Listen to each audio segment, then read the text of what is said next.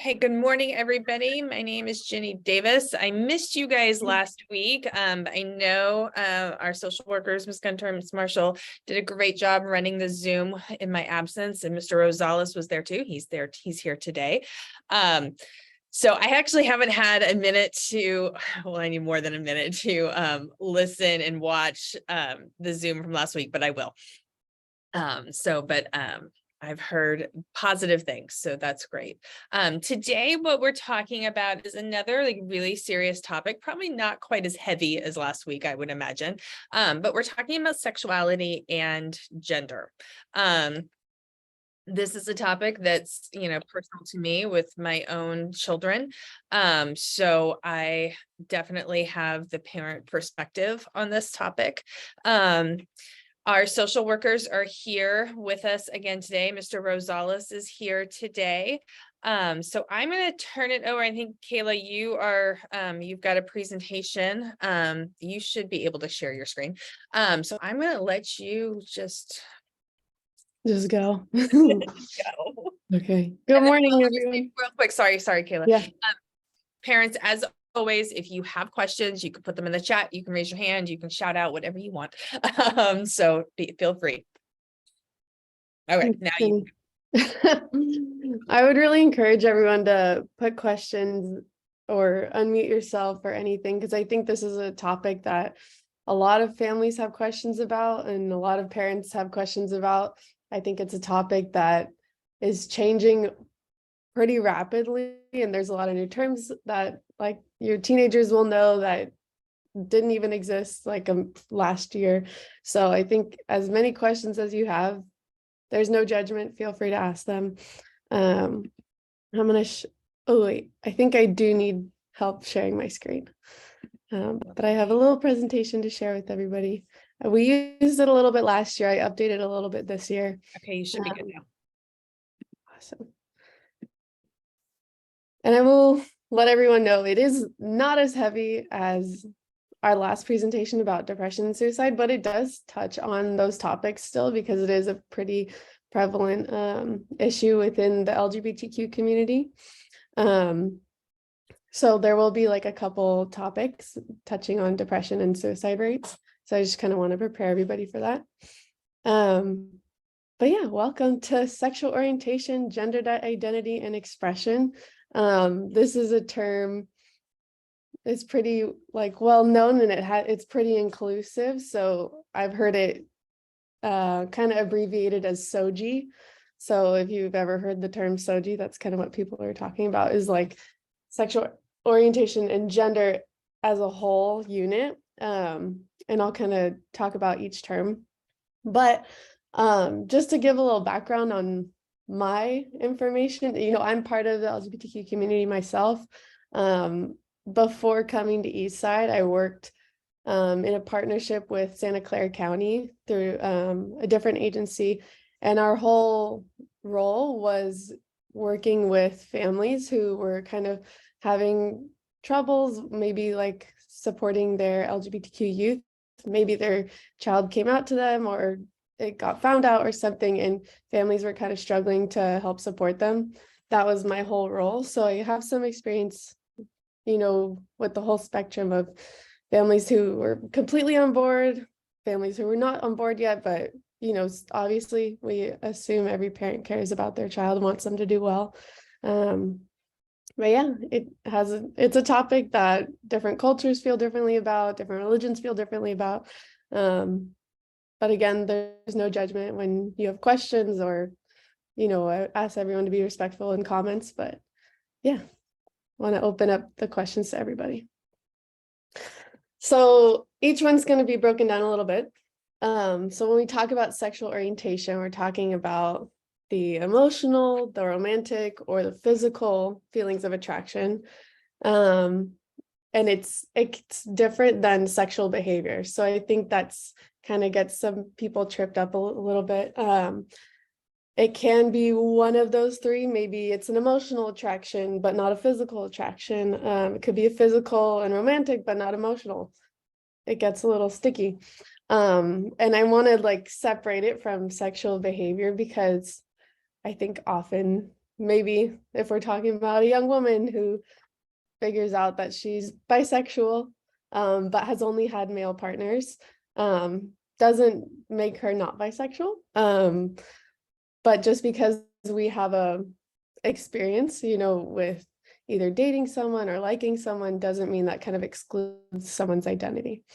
But I think that can be confusing, especially for parents. I can share my own parents had a hard time with that. They're like, but you had all these boyfriends. Like, what do you mean? And I'm like, well, yeah, I did, but doesn't make my feelings not true.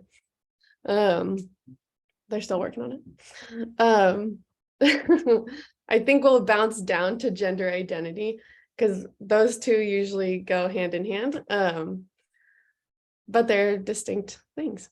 So when we talk about someone's gender identity, it's their internal personal sense of their gender. And when we look at it today, it's a wide spectrum. I think if we've heard the term non-binary, it's talking about when we look at gender as a society, we talk about it in a binary way, right? There's like women and men or male, female. The non-binary usually comes into play where people, students, children, adults are not identifying between one of those two, maybe somewhere in the middle, maybe not even relating to either one of those. So if you've heard that term, I know teenagers are constantly teaching me new terms. So some of them joke, it's like, you're either beanie or no beanie. If you're no beanie, that means you're not within the binary. Just a lot of silly terms. All right, we're going to bounce back up to gender expression. We all have, I'm going to back up. We all have sexual orientation. We all have a gender identity. Maybe that's different than like what we were born with. Maybe that's different than how we're perceived in the world. But we all, even if you're heterosexual, even if you're a heterosexual woman and you identify as a woman, born female, you still have a sexual orientation and gender identity. When we talk about gender expression, that is simply the way that we express our gender, the way an individual communicates their gender through their behavior, their clothing, their hairstyles, their voice inflections, could be anything about how we present ourselves and things that we can change, right? I can change my clothes, I can cut my hair, I could talk a little lower, like I could talk a little higher and be a little bit more like kind of, I use the term flamboyant. I love that word. But right, those kind of are social indicators of a specific gender, whichever way we go. It doesn't indicate someone's gender identity if we are presenting in a specific way. I know this might be, I think where a lot of people get more confused if they haven't been exposed to it. Someone who maybe has long hair, someone who dresses like in female clothes or like more feminine clothes, but still identifies as, a man or masculine. Those things don't have to line up for someone to really be able to express their gender. Okay, we're going to bounce back down to sex assigned at birth. We're all assigned a sex at birth based on the physical anatomy that they see when we are fresh out of the hospital. Even the early days when people are getting their sonograms, I'm like tripping up on the word, right? They give you a gender that they assume your child will be, like before the baby's even born, any kind of chromosomes. So the sex assigned at birth is really kind of a combination of chromosomes, hormones, whatever genitalia they see. Sometimes it's wrong. Sometimes they see something that maybe is a little more ambiguous. I know hospitals have kind of started steering away from any kind of changes made to like a baby's anatomy if it's looking more ambiguous, just because it's caused more problems for people as they grow up, transition, come into their body. But where we're at now is you could be assigned male, you could be assigned female, they're also being, like I said, including more intersex people. I think in the past, intersex people have, either been forced to become female or forced to become male in infancy. But now we're kind of opening that up. When we talk about intersex, it could be a combination of any kind of external genitalia, anything that's internal. I have personal friends who didn't realize that they had internal organs that are like with a uterus and ovaries, but they didn't realize that because they've had external genitalia that didn't really match that. But of course, we would not see that until we're older or we start going through puberty.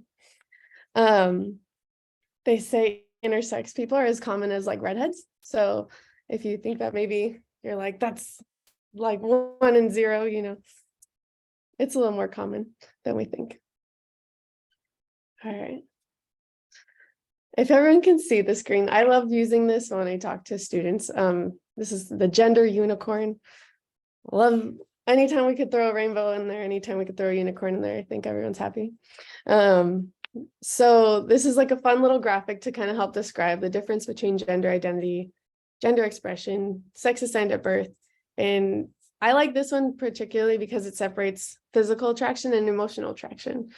I think we could all maybe relate. Maybe some people have their physical attraction and their emotional attraction towards the same person, but sometimes it's separate. Sometimes we're physically attracted to one type of person, but emotionally attracted to another type of person. So I don't know, can you guys see my cursor? Okay, cool.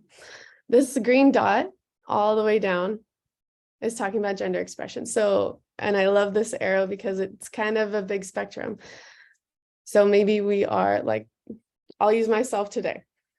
I'm probably more feminine. Me and Miss Gunter joke that maybe sometimes I'm more masculine. So maybe I'm a little bit of both today. I'm in my tough denim jacket. But my hair's going along. I'm wearing my pink glasses. I got my nails painted. So I'm probably looking a little more feminine.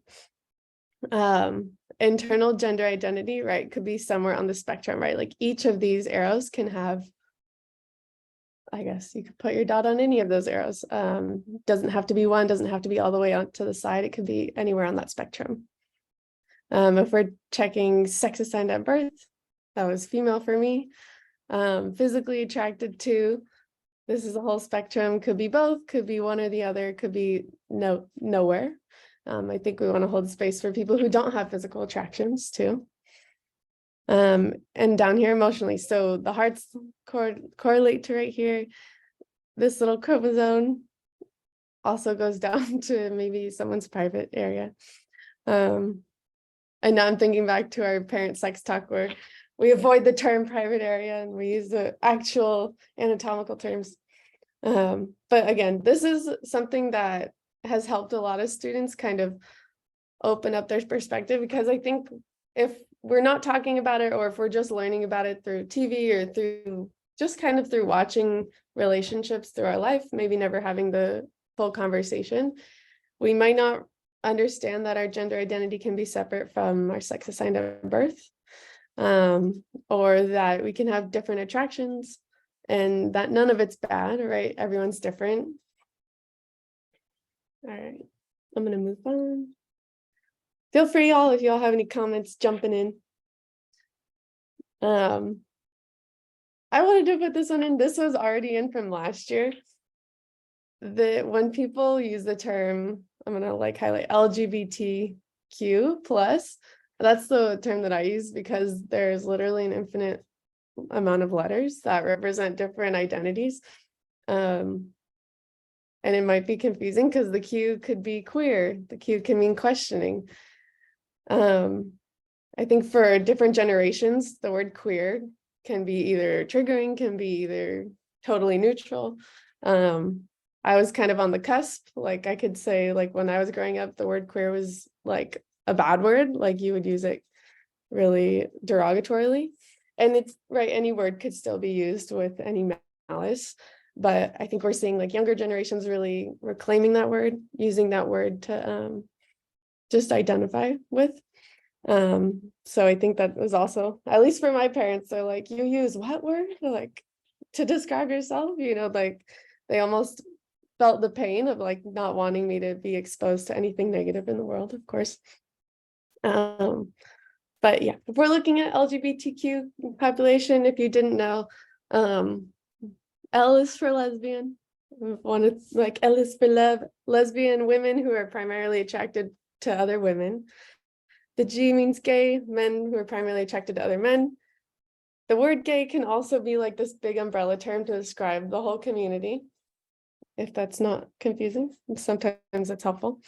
B, bisexual, an individual attracted to people of their own or their opposite gender. T is for transgender, a person whose gender identity differs from their sex assigned at birth. I'm going to also talk about the word cisgender if people don't know what that term means. Cisgender means that your sex assigned at birth matches up with your gender identity. So maybe people who are assigned female at birth and also identify as a woman now, that would be someone who's cisgender, if that's a term that you hadn't heard. Transsexual actually is a term that is a little more outdated. Usually relating to like medical or psychological transitioning. But again, that is a little more outdated. So transgender is the more, I would say, up-to-date, more inclusive language. We talked about queer. It's also an umbrella term.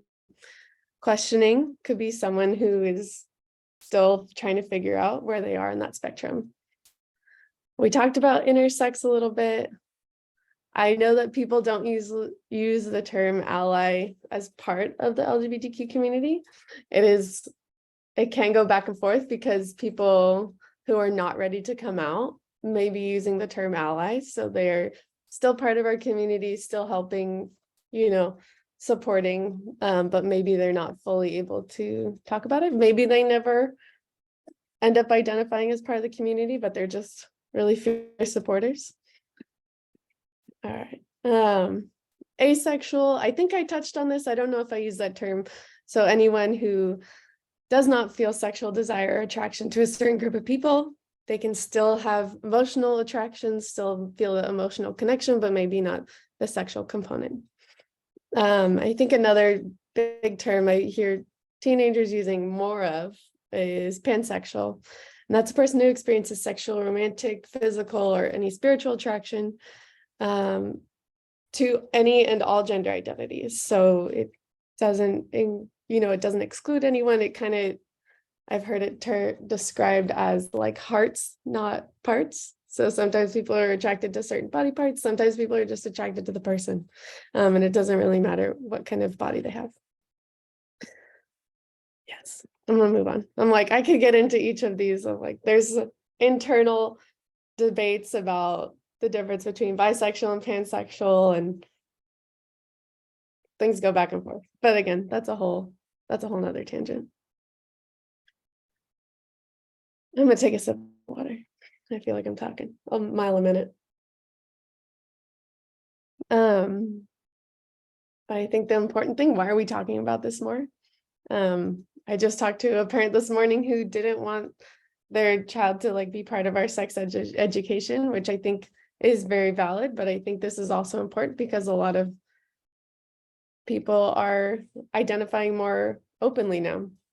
I heard kind of a joke, not a joke, but kind of a joke in talking about how left-handed people were treated, in previous decades, that left-handed people were a super small percentage of the population, maybe like 3%.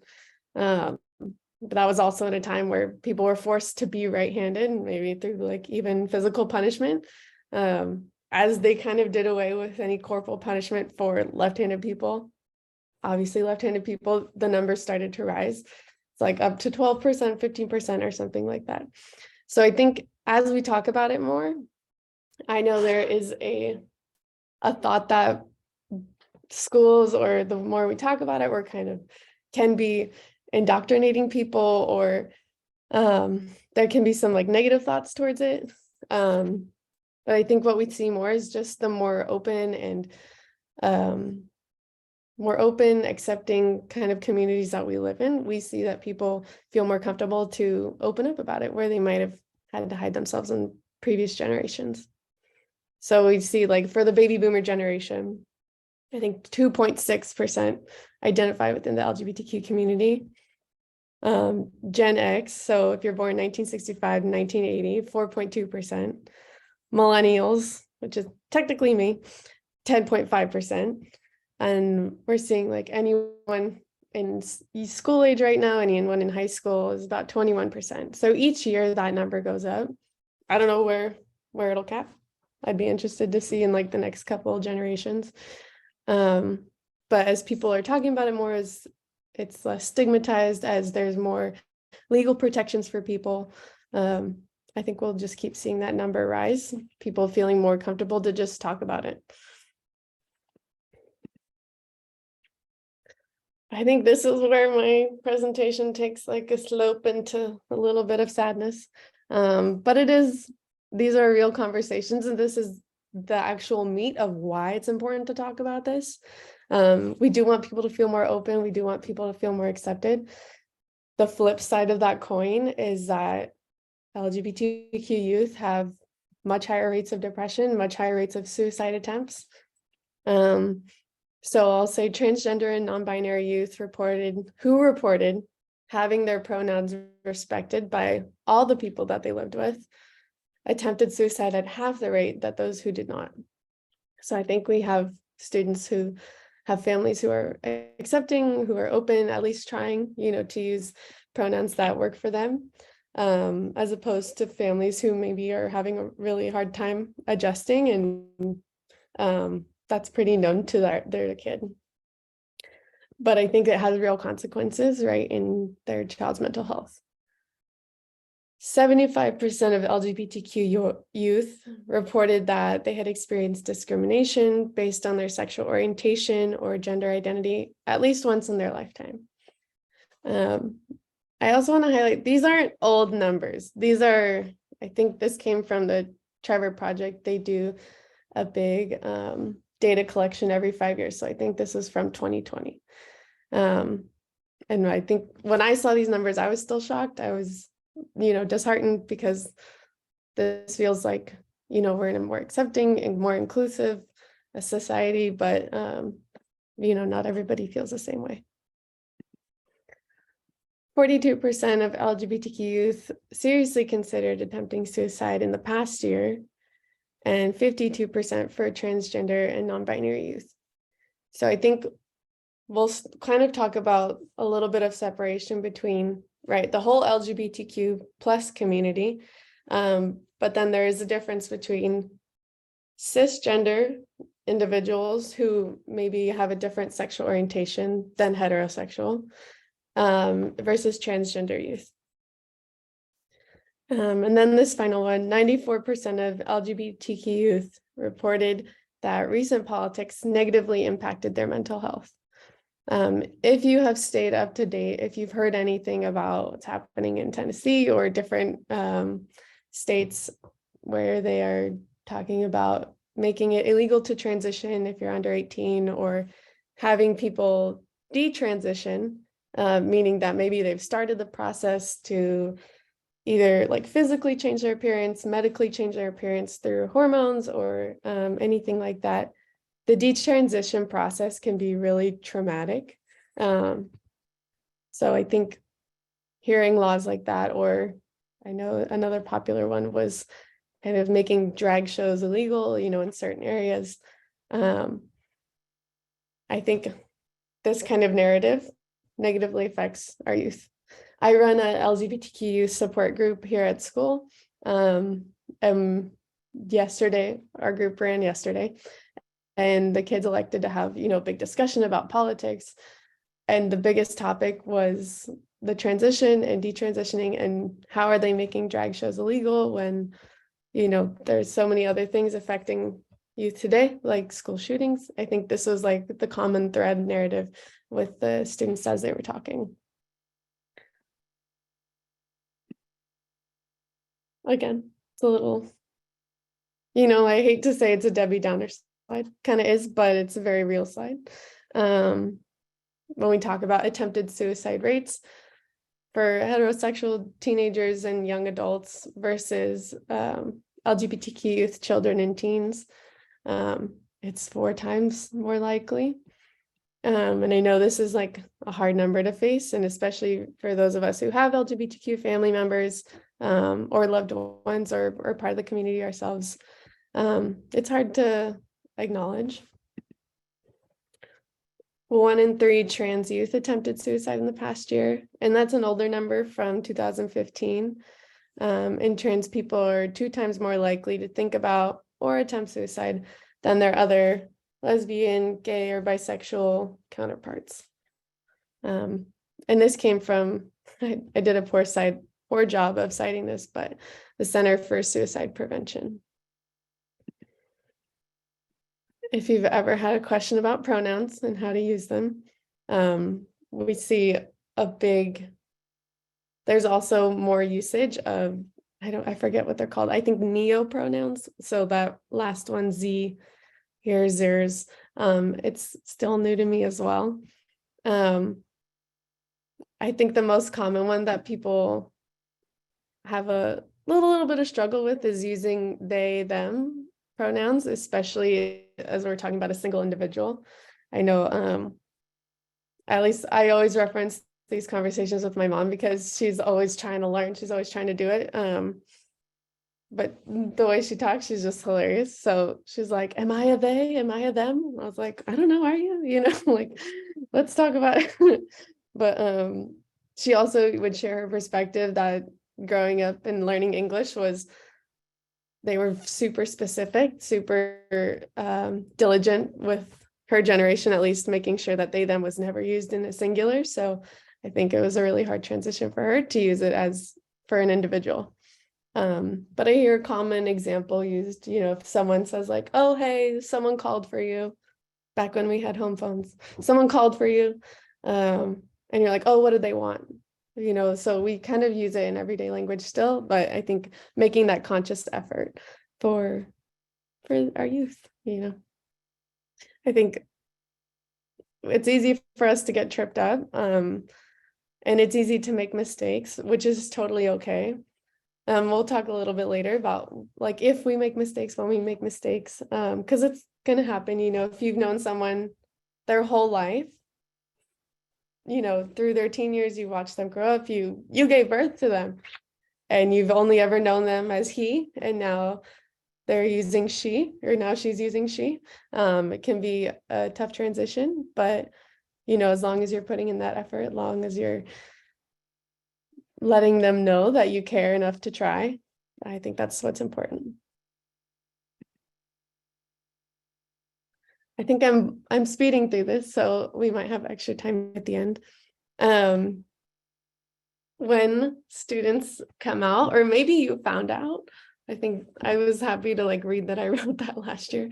Maybe you found out, and maybe it was through friends, maybe you were like checking their phone, you know, for safety reasons, and you found out that they're talking about these things or identify in a different way that you did not know. Important things to tell them. You know, I love you no matter what. You know, thank you for trusting me. Maybe if you found out they didn't tell you themselves, maybe their friend told you, something happened, you know, just letting them know you're like, I'm a safe person. It's okay. It's okay that I know I'm not going to share this with anyone unless you want me to. I think the biggest question of how can I support you? Me and Yvonne use this question all the time if we're kind of stuck ourselves on how we can best support someone. They might know exactly how they need to be supported, and letting them tell us how we can support them. I think if you have a 2-parent household, maybe there's one adult that they feel really comfortable telling, and maybe one adult that they are going to have a hard time talking to. So I think if you're that trusted adult, holding that space and making sure that that trust stays intact. Maybe if you're the adult who finds out after the first one, that's still okay, and don't take it personally. It's a tough process for anyone. Another thing you could say, just again, openly appreciating. I appreciate you coming here to talk to me. I'm here to talk to you about anything. You know, you can talk to me no matter what. Now, if we make mistakes, if we do have our, initial gut reaction, the first four, we're here like training ourselves for this like situation. If it kind of springs itself on us, let's say we don't have that opportunity and maybe we have our gut reaction, maybe our own personal values may have come into play, maybe our past religion, maybe our present religion, any kind of cultural things that come up that we are not anticipating. Maybe that's our first reaction with our child. It's very okay. I would really encourage you to even kind of go back saying, I didn't handle that exactly how I wish I did, or how I would have liked to, and just being honest and open with them.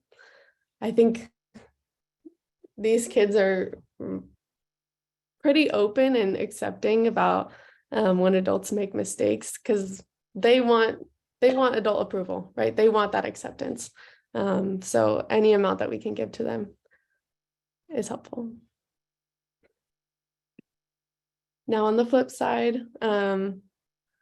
if we haven't had this situation come up yet, just be careful that we don't ignore it. I think if we ignore it, it can feel kind of invalidating for these kids.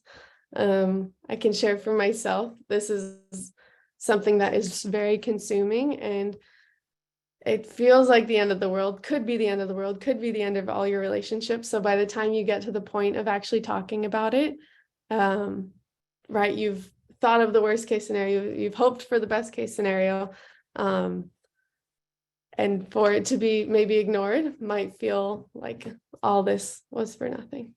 Can I tell a little story about that? Yeah, go for it. It's kind of a funny story, kind of a sad story too. My daughter, her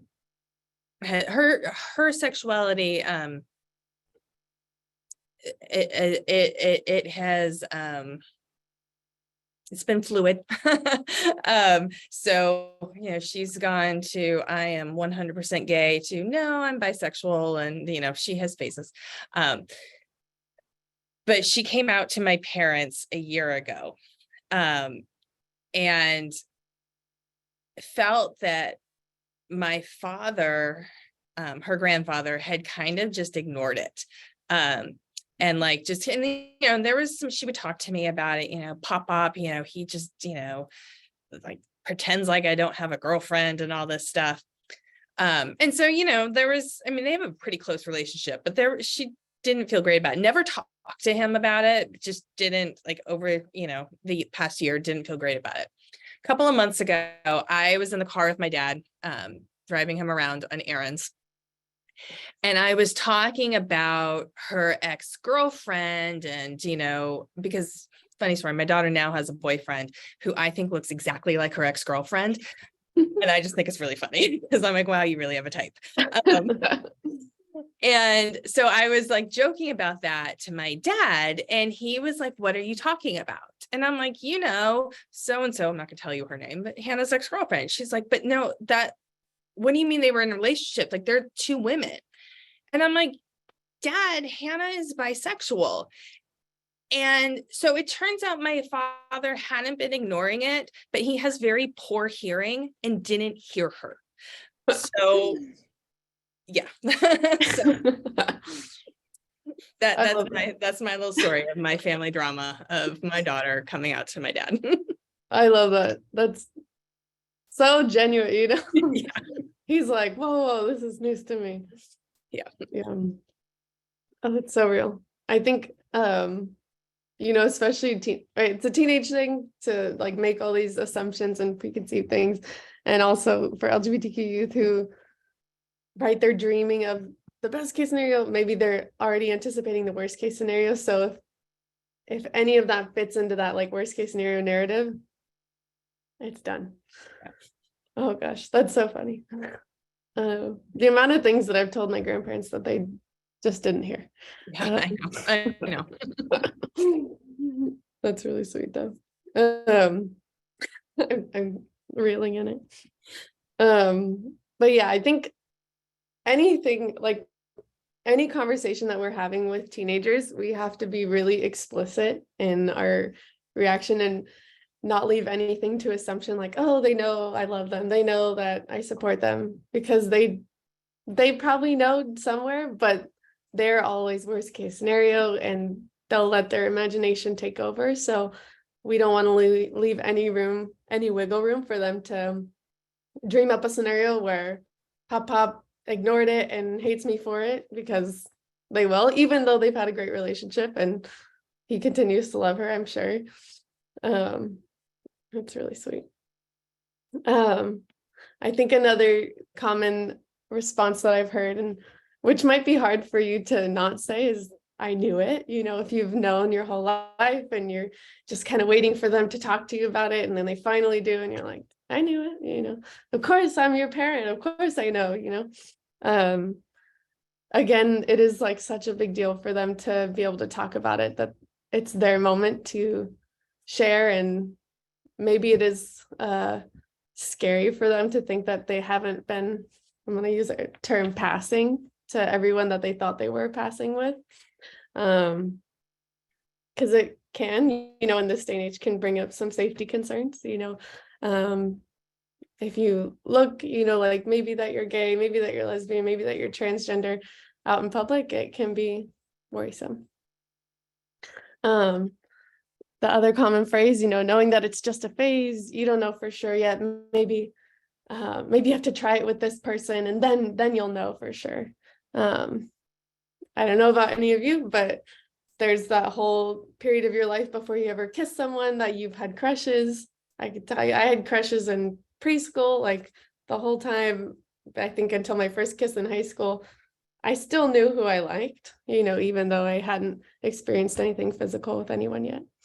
It's interesting that parents sometimes, and my parents included, would assume that how could you possibly know that when you're only 12 years old? And I'm like, I loved all the little boys in my class when I was 5. And I remember that very distinctly. Right. And it's like, what makes it different? I'm like, when did you know that you liked guys? You know, my mom's like, oh, always. And I'm like, well, what makes you special? The other thing I wanted to add is one kind of old school mentality. And this is another one that my mom kind of put onto my sister. My sister came out maybe like 15 years ago. And there's this assumption that she had some sort of traumatic experience with a man. And so my sister did have some trauma. And so my parents were very adamant that like, oh, she only likes women because of her experience with men. And so, you know, maybe if you date more men and you see that there's nice guys out there, you won't be gay, you know, things like that. So invalidating her feelings and making assumptions that her trauma somehow had something to do with being gay. And so that's kind of been a point of contention for them as well, as like, we had a good relationship, like, you know, you don't have mommy issues, so why are you dating women, you know, those kind of things. So just being careful of like not placing blame for something that's not wrong. Right, totally. I think that goes hand in hand with the religion as well.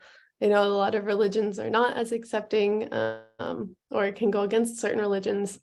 And I think that can be really difficult for kids to understand, because maybe religion is a really safe place for them still.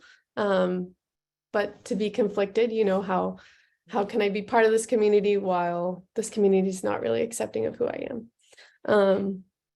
So I think being really careful, again, not to, right, all of these go into like changing them, like accepting them for who they are, accepting them as they are. Maybe, you know, like Miss Davis, like they might try on a couple different labels until they find one that fits best for them, or doesn't mean what they're going through isn't valid, but they might have to explore it a little bit more, and just being that safe place for them. I think a common thing that I've heard from a lot of families, you know, their concern comes from a place of like concern about where the world's at, right? Like maybe their reaction to their child coming out isn't how they personally feel about, you know, the community, but maybe about how their child's going to be perceived, you know, out in the world, out on the street, in school. at work, anything like that. Yeah, I want to add on to that, what you're saying. And I think that, from what I've experienced, and I have, several close friends that are kind of going through the same thing, that we in our generation of parents, I'm Gen X, I think most of us are, that have teenage kids now. We tend to be, I think, more accepting and like have like lived through the world, and like we're okay with it. Where it's been a struggle is dealing with our parents, and so our kids' grandparents and their level of understanding, and especially what you just said, Kayla, about that fear, because our parents, I'll speak for mine because I don't know how old all of you are and how old your parents are, but my parents grew up in the 60s, and they lived in a really different world, when you're talking about sexual identity and gender identity, like that, what was accepted and what was not accepted. And so they are just, I just know from my parents, very fearful of, their grandchild that they love so much, not, experiencing trauma and not being bullied and, having bad things happen to them. And, and I'm somebody who works with teenagers every day, like, trying to explain to them that the world is different now, and getting them to, because they, don't leave their house a lot and they watch a lot of MSNBC. They don't necessarily see what I see. So.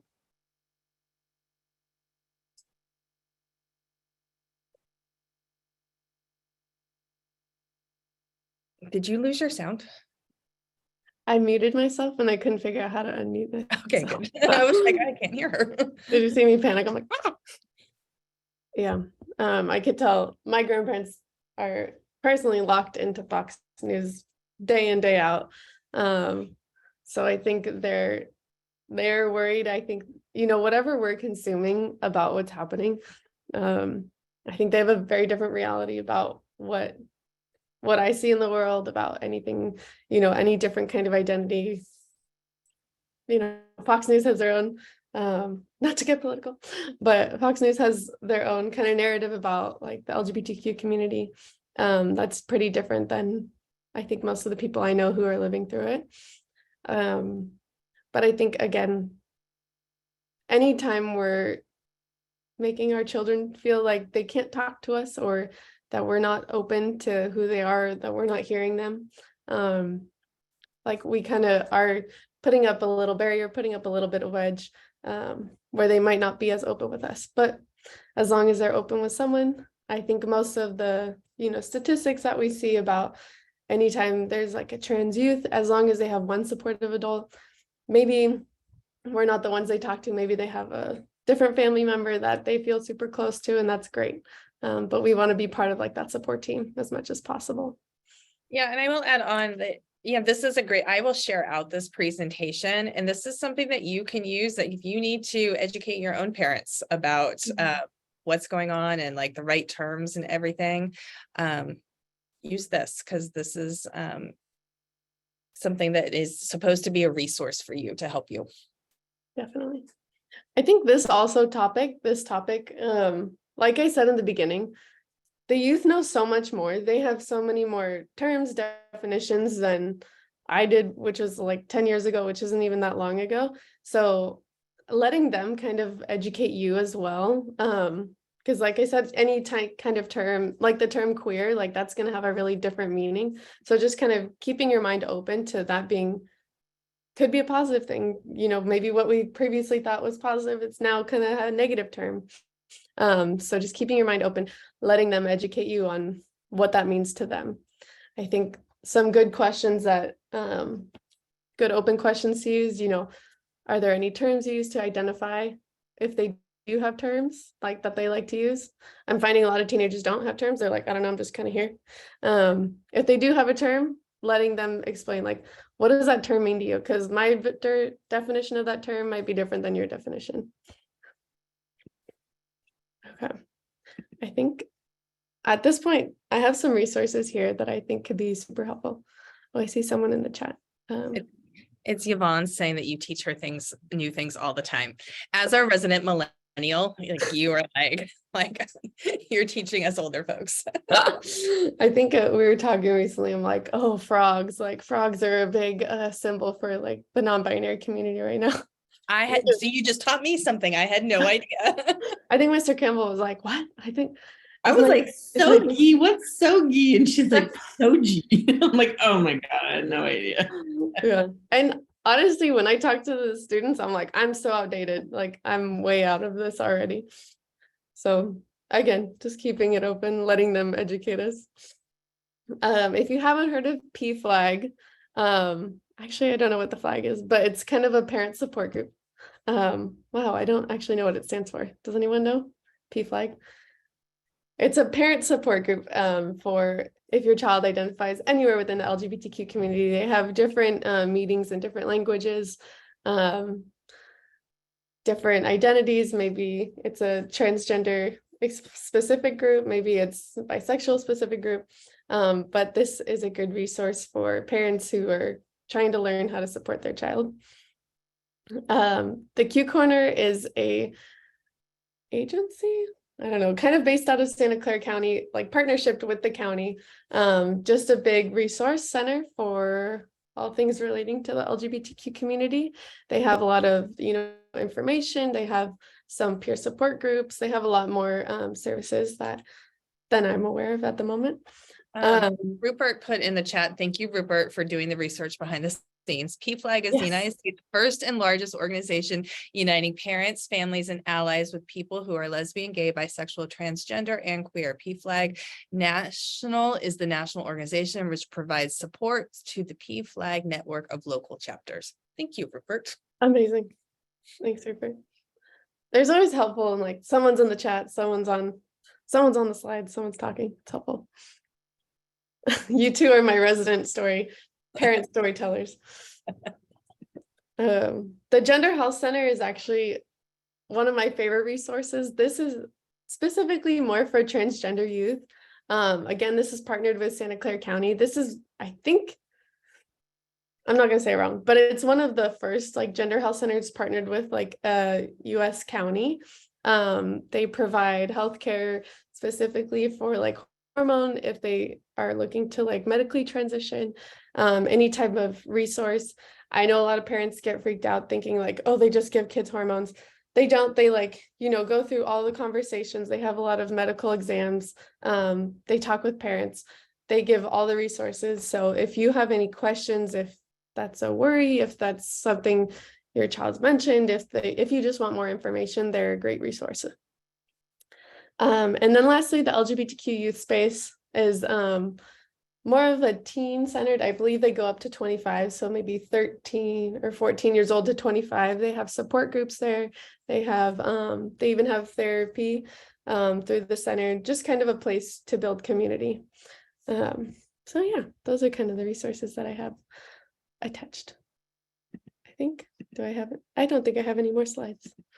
But I appreciate everyone for being here. Maybe it's the quietest in the chat it's ever been, but yeah, I don't know if y'all have anything else you want to share. If you have any questions, I'll put my email in the chat too, just so that, I don't know. No, Yeah, okay, no judgment. Yeah, sometimes this is a topic that people don't necessarily feel comfortable like asking their question out. So yeah, absolutely. We're here. I'm not, a social worker, so I'm not an expert in mental health, but I am a parent who has an LGBTQ child. So I have family members who are transgender. So I do have some personal experience with this topic. So I'm always here for support also. Likewise. I know that people can want to be cautious about how they word things and don't want to be disrespectful, but just know like we're open to any questions. Yeah, I want to share another anecdote. A good friend of mine, she's a very good friend of mine. I've known her for years. Our daughters were childhood best friends. And her daughter is transitioning and changing pronouns to they. And my friend, said to me, like, I'm just like, I have other people like in my life whose children are going through this, and I can remember their pronouns so easily, but when it's my child, I am really struggling. And so I think that that's normal because, you know, you've known your child one way your whole life, and it's not an easy, fast change. But I think your child knowing that you're trying and you're like really respecting them and, you know, listening to what they're saying and that you're really trying very hard. I think that's what your child wants to hear and see. Definitely. Yeah. So. I hear students talk about all the time, even like the simple correction. If you say, oh, she, oh, they, you know, that quick little transition. I think what everyone also says, like, you don't need to make like a big, like, oh my gosh, I'm so sorry, I slipped up again. It's okay. You know, they already know that you feel that inside. So just a quick correction. But yeah, it's a hard transition. But yeah, here to support anyone with questions.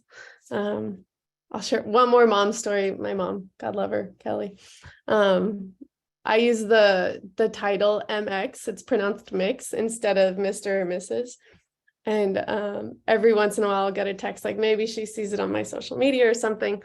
And she's like, what's MX? Am I MX? Like, should I be using MX?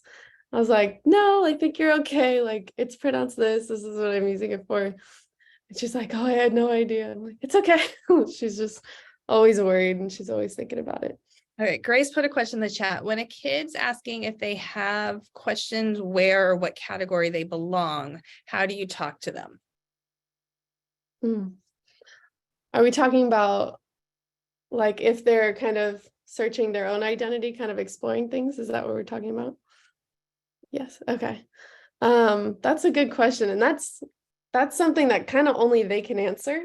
I think we can be there to support any kind of, maybe like we talk about, like showing definitions or maybe asking questions about how they feel.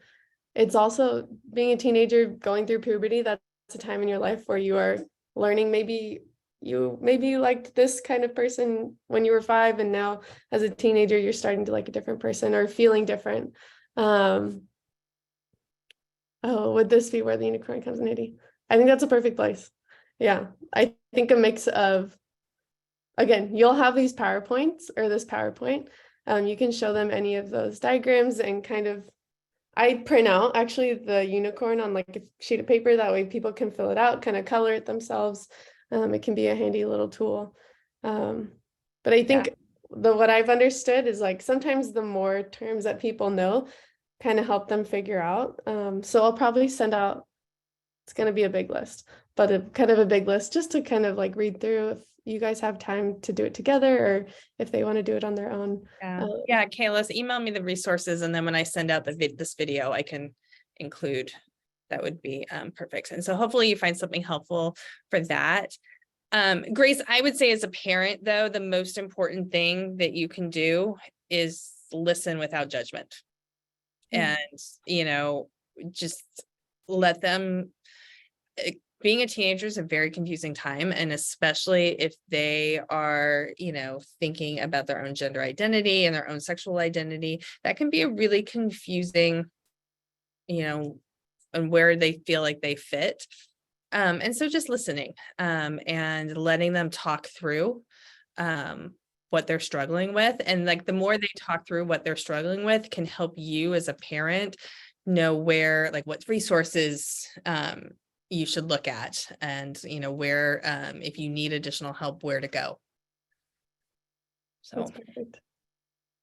Okay, so our time is up. Again, email us if you thought of any other questions. You know, we are here for you. This is a topic that I think parents need a lot of support with, and we are absolutely here for you in any way that we can be supportive. Next week is spring break, so we're not going to be meeting next week. And the week after, though, the week that we come back from spring break, there is a counseling presentation for parents of juniors in the college application process. So if you are a parent of a junior and getting ready and worried about the college application process, there's going to be a counseling night that Tuesday of that week. And then the next morning, as they always do, the counselors will be in our Zoom to answer any follow-up questions that you may have. They don't do their presentation again, but they are there for follow-up questions that you might have. So if you are looking, even if you're not the parent of the junior, but you're thinking, oh my gosh, the college application process is coming, and you have questions about it, they are going to be here. That's our next topic. Okay. All right. Thank you guys. I hope you as parents get some time off for spring break too. Just know that we as a school, we're closed next week. So we are all taking some mental health time. So, all right. Thank you guys. Have a wonderful rest of your day. All right. Bye.